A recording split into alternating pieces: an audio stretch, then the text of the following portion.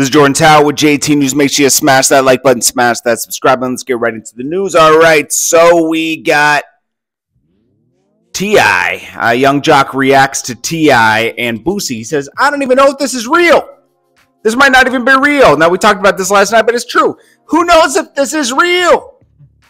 This could be fake to promote the album. But, like, Boosie put himself in a weird situation, like, because T.I. wasn't, like, solidly be able to, wasn't able to defend himself with paperwork because there is no paperwork. It's sealed. He admitted it himself. It's not like someone found this on T.I. T.I.'s like, I'm going to offer up this information. I snitched once before on my dead cousin. You got to be kidding me, man. This is things get social media and like podcasting sometimes is really bad for rappers. They just talk too much. They spill the beans. And that's the situation that happened here, okay? T.I. was talking so much he couldn't stop. Waka Flocka walked out of the Fresh and Fit podcast. I have no idea why. I guess the conversation got to where he might have been, maybe he was scared of getting canceled. I don't know what happened, but he was out of there. I couldn't even see him really on this podcast because I don't know. Waka Flocka is like many different people in one. I never know how he really feels about something because, like, he'll say one thing one time and one thing another time. I like Waka, but like, he's confusing. I'm gonna be honest, but I think he's someone who, right when he feels a different way, he rushes to social media to tell everybody.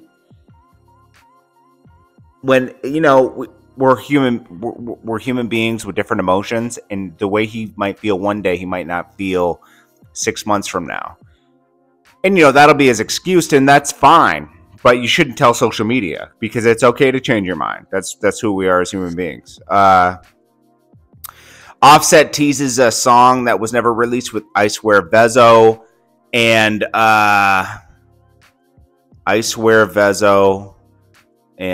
Takeoff. I don't know if this will ever come out. I Swear Vezo is now signed to QC. I don't know, but sad. It's a sad reminder that what's going on. That the stuff still isn't resolved with Takeoff. That guy's out on bail. That other guy. Nobody talks about that anymore. You notice that? You die and nobody cares. After a while, let 6 months go by. It's over. You get your reminders on certain days, the day of your birthday, the day you're passing. So just cherish life and put yourself in good situations because that was a bad situation. I'm not blaming them, but that probably wasn't the best situation to be in at their status. Let's see. Benzino says he's 57 and a half. He's not even celebrating a birthday. Just said, I'm going to just keep pissing him off. He stays in shape. I'll give him that. He stays in shape. That's about it. I mean, he as being an older man, he focuses on health and he'll live a long life like that.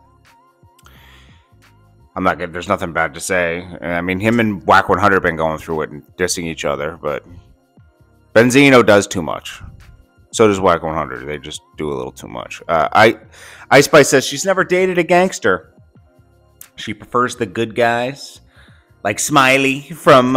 She said she was starstruck.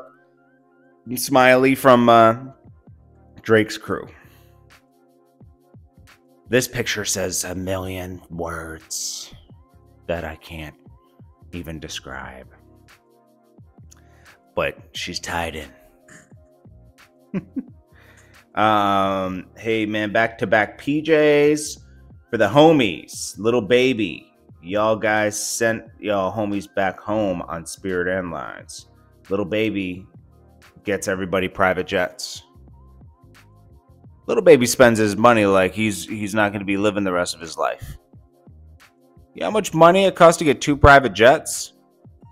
This is how MC Hammer went broke. Not flying, but trying to take care of everybody and do right by everybody. The money does run out.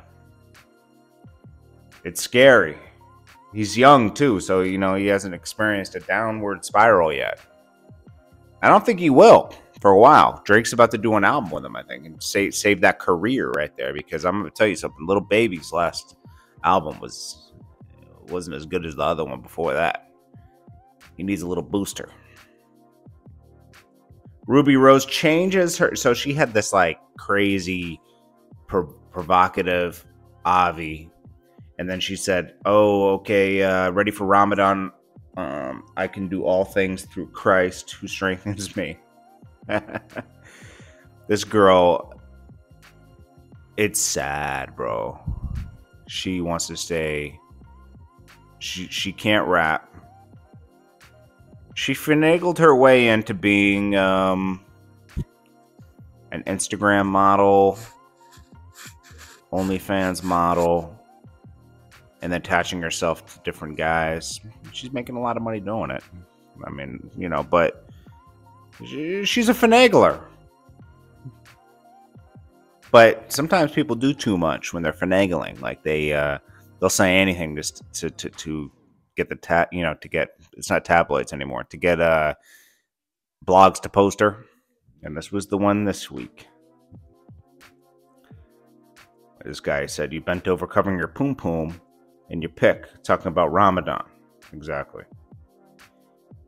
So Rudolph Isley sues his brother Ronald for going behind his back and purchasing the Isley brothers trademark and keeping all the profits. Wow. You're his own brother. Tasha K waves the white flag, loses appeal, has to pay $4 million to Cardi B in defamation suit. She is going to be paying this for a long time. Now, what went wrong? She went too far. She wasn't reporting on news. She was making the news. She made that news about Cardi B and her roommate and everything. And she went too far with that, And you were talking about things that were like, it wasn't like just, oh, she did this to this person. It came down to the fact that like, oh, she has this, and like she was putting like different STDs on her and stuff, and that was just too far. It was like, whoa. It was getting quite personal at that point, and that's why she went to court with Cardi B, and that's why Cardi B won, because you couldn't prove anything, And she says, talking about a check my mouth can't cash.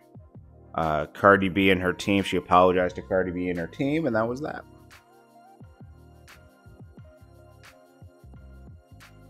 Nicki Minaj should have embraced Lola Brooke. I think this is going to be a big mistake. Lola Brooke is now teaming up with Young Miami, Mulatto, a bunch of people. They're doing the Can't Play With It remix.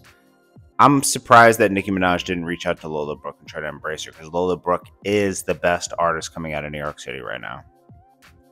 Big mistake. Master P, No Limit TV series coming soon. I don't know, man. I don't know. If it was going to be a series, the only thing that would be interesting is having Master P, No Limit, and Cash Money together in a series, because I don't want to.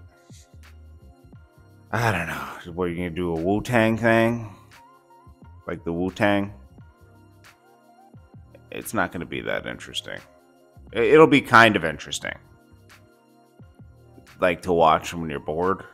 But I'm going to be honest with you, I'm not like clamoring for this. I love the No Limit days. Love when Snoop went over there. Like, a lot of cool things happen, right? When you like kind of save Snoop from Suge and all that stuff. But also it's like, dude, I mean, this could be a movie. I'd rather it be a movie than a series. That's all I'm saying. Let me clarify that. It would be better as a movie.